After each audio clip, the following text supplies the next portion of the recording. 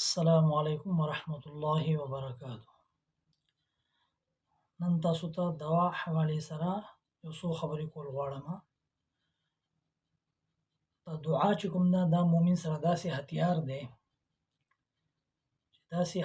چې دې سره الله رب العالمین تقدیر هم بدلی.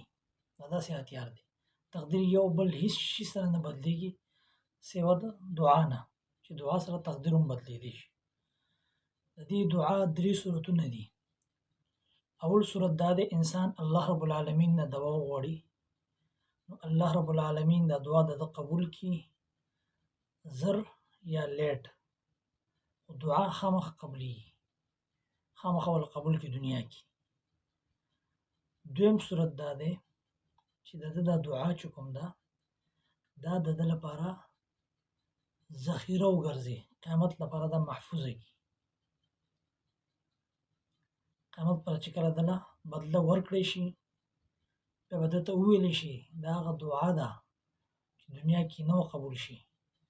هلته بیا هر انسان دا سوچ کې کاش زما دنیا کې یو دعا هم نه قبول شي. دریم صورت دا ده چې د دعا خو دنیا کې قبول نشي، خو دمنه چې کوم پریشانیانی، مصیبتونه، تکلیفونه رواني، الله رب العالمین دغه دعا نه قبلېدو د برکته هغه تکلیفونه، هغه پریشانی د الله رب العالمین لري کی.